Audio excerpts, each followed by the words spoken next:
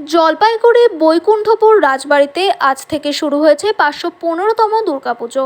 515 বছরের পুরনো বৈকুণ্ঠপুর রাজবাড়ির মা দুর্গার জন্য প্রস্তুতি শুরু হয়েছিল নন্দপুজো, দধিকাদো খেলা এবং কাঠামো পুজো দিয়ে।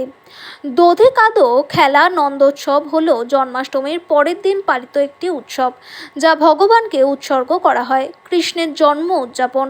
এটি বিশ্বাস করা হয় যে ব্রজের সমস্ত গ্রামবাসী নবজাতক কৃষ্ণকে দেখতে এবং মা যশোদাকে অভিবাদন জানাতে একটি আনন্দের উপলক্ষ, যেখানে শিশুরা দধিকাদো খেলায় অংশগ্রহণ করে এবং একে অপরের উপর দই ঘষুন। দধিকাদো আচারটি রাজপরিবার দ্বারা পরিচালিত হয়। খেলা শুরু হওয়ার আগে পুরোহিতরা এই উপলক্ষে নাট মন্দির সংলগ্ন একটি মন্দিরে দেবী দুর্গার একটি বিস্তৃত কাঠামো পুজো করেন। পুরোহিত গর্তে জল এবং দই ঢেলে একে অপরের উপর কাদা ঢেলে দেয় এবং পরে সেই মাটির একটি ছোট অংশ মন্দির চত্বরে জমা হয়। কুমোর সেই কাদামাটি মাটির সাথে মিশিয়ে কাঠের কাঠামো দেবীর মূর্তি তৈরি করতে শুরু করেন। নন্দোৎসব প্রতিমা তৈরির আনুষ্ঠানিক সূচনা করে। এটি একটি অনন্য আচার যা বৈকুণ্ঠপুরের রাজপরিবার বহু শতাব্দী আগে পুজোর শুরু থেকে পালন করে আসছে।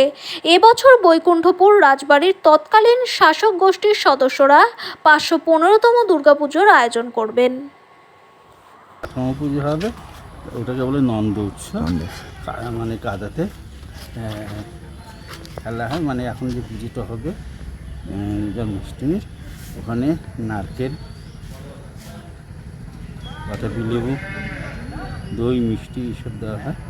ওটা যেখানে খেলা হবে সেখানে দেওয়া হয়।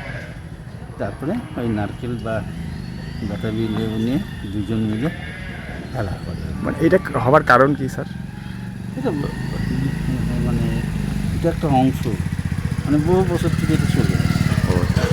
আর আজকে ওই কাদো খেলাও হবে? একটা আছে যেটা হচ্ছে এই খেলা হওয়ার পরে এই কাদাটা রেখে দেওয়া হয়, ওটা মায়ের যে তৈরি করা হয় তখন যেহেতু কাদা।